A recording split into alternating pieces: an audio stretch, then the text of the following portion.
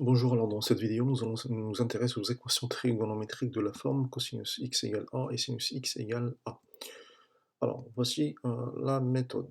Donc, pour résoudre l'équation cosinus x égale a, on vient chercher en fait les points d'image sur le cercle dont l'abscisse est égale à a. Quand je parle de cercle, hein, c'est le cercle trigonométrique.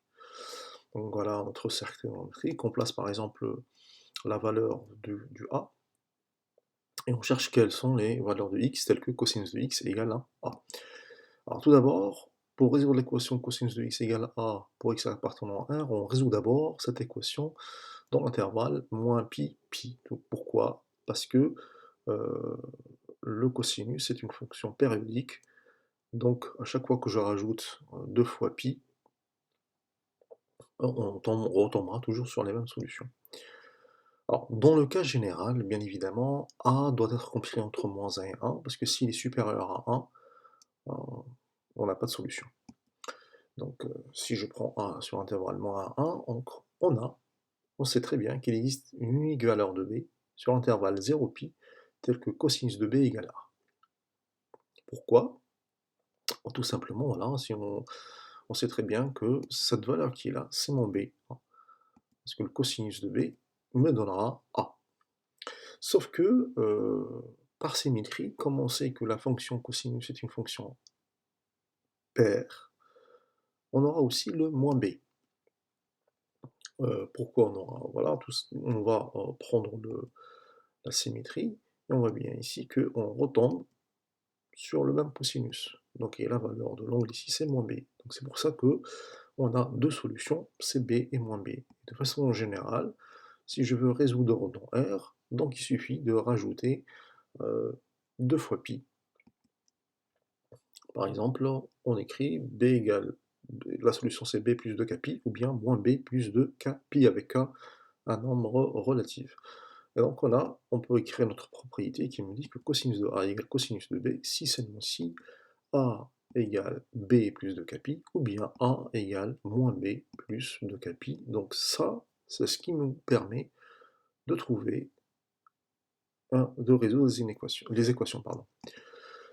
On va avoir avec cet exemple-là, par exemple, je veux résoudre sur l'intervalle moins pi pi, ensuite sur R, l'équation cosinus de x égale 1 demi.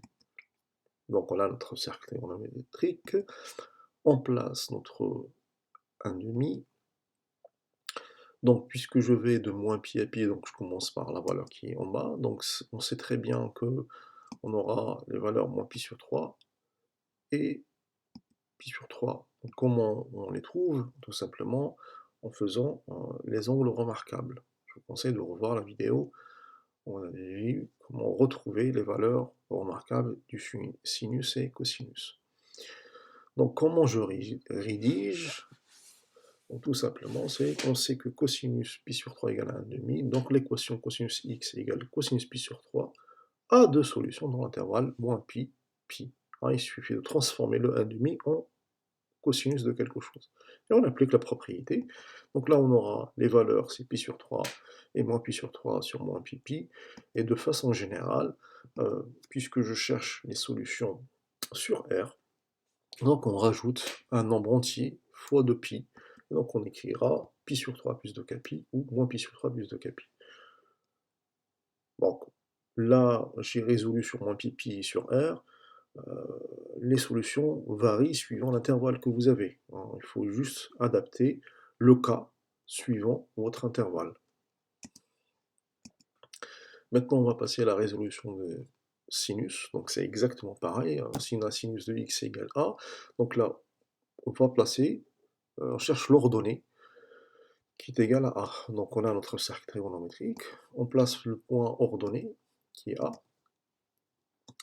Donc là, on veut résoudre l'équation sinus x égale a. Donc on la résout d'abord sur l'intervalle moins pi pi, comme tout à l'heure.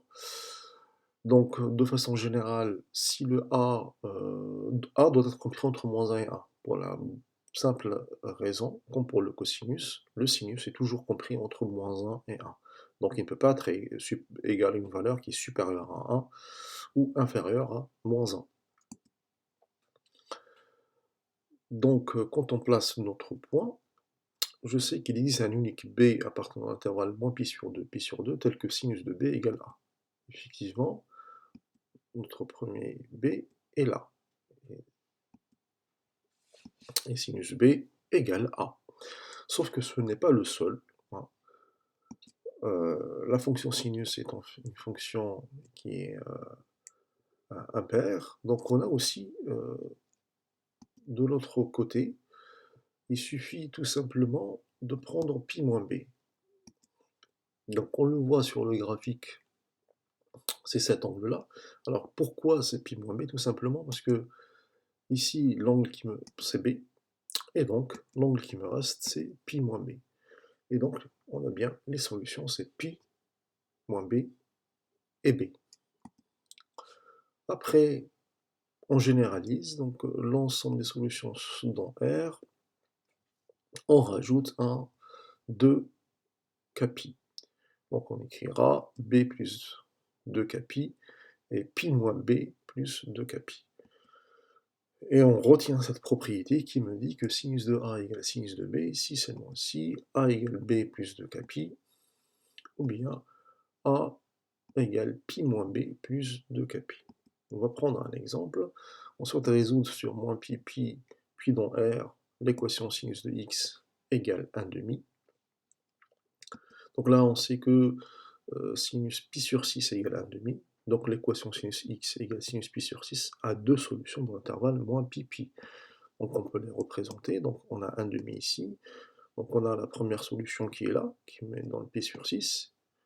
Et la deuxième solution qui est ici, qui est égale à pi moins pi sur 6, qui me donne 5 pi sur 6. Donc on les écrit, et ensuite on généralise dans R en rajoutant le 2 capi dans les deux. Donc on aura l'ensemble des solutions, c'est pi sur 6 plus 2 capi, et 5 pi sur 6 plus 2 capi. Encore une fois, là aussi, c'est une solution dans R, donc suivant l'intervalle qu'on a, on adapte le cas. Hein. Entre moins pi et pi, k égale moins 1, et si j'ai 0, 2 pi, on aura pi sur 6, 5 pi sur 6, et ainsi de suite.